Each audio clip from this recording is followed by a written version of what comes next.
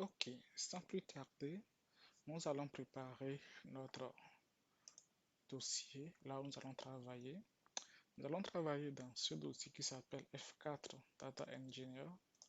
Première chose à l'intérieur, moi je vais créer dedans un, un file que je vais nommer manifest.txt. À l'intérieur, qu'est-ce que je mets dedans? Ici, moi j'aime bien ce fichier-ci parce que dedans je mets souvent l'historique de tous les commandes système que j'utilise et aussi des commentaires usuels. Notamment, et pour notre cas d'usage ici, nous allons prendre le cas du BTC. Ici, nous allons importer, nous allons créer notre ETL sur les 3 derniers mois de BTC. Bon, disons seulement que nous allons travailler sur, nous allons importer les données du BTC sur les coûts du BTC, du Bitcoin. Lors de la partie, on va voir qu'est-ce qu'on va décider, 3 mois, 1 mois, daily, etc. Ensuite, les commandes usuelles. Déjà, nous devons d'abord créer notre environnement de travail. Moi, ici, je suis sur Anaconda ici.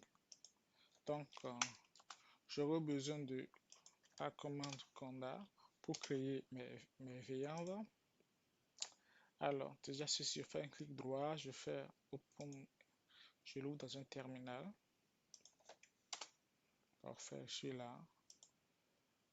Ensuite, je fais un conda create env et le nom de mon environnement. Ensuite, et la version de Python que je veux utiliser.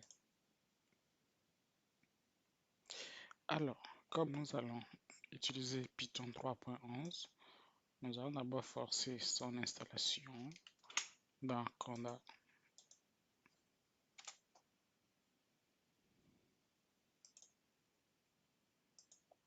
Là, on fait yes, on valide. Ok, bah, il était déjà installé, donc c'est bon.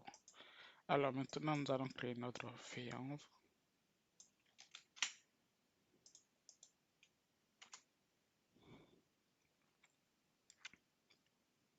Là, on fait yes.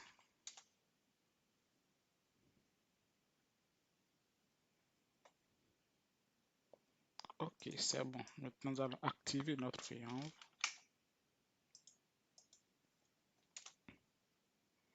Et là, notre fienv, elle est bien activée. Nous allons vérifier quelle est la version de Python utilisée. C'est bien la 3.11 qu'on a demandé.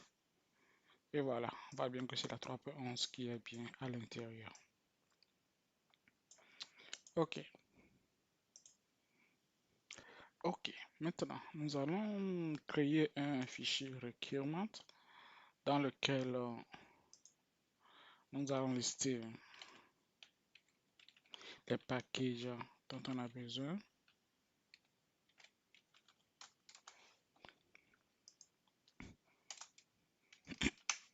On met à l'intérieur les packages dont on a besoin.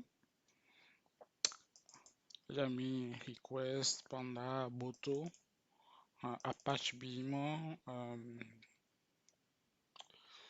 cloud storage et puis cloud BigQuery, python.env fast API, ivicona, ainsi de suite. Maintenant que nous avons notre requirement, nous allons l'installer. Pour cela, on le sauvegarde déjà. On vient dans notre manifeste. Et donc ici, qu'est-ce qu'on va faire? On va faire un pip install mon R requirement. Donc pour le faire, comme mon manifeste il est ici, je viens là, je fais. Non, même pas besoin. J'ai déjà ce terminal là, je fais exit. Si je fais un ls, est-ce que j'ai le requirement? Je l'ai bien là. Ok.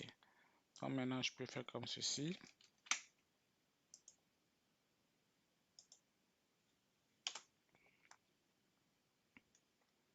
Et je patiente le temps qu'il installe.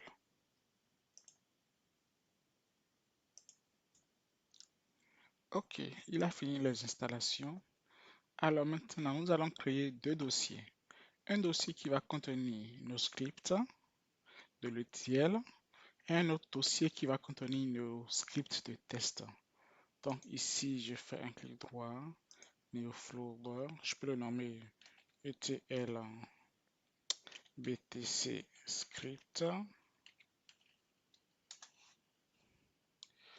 Je crée également un nouveau dossier qui sera test. Ok. Maintenant, donc, nous allons sauvegarder ceci.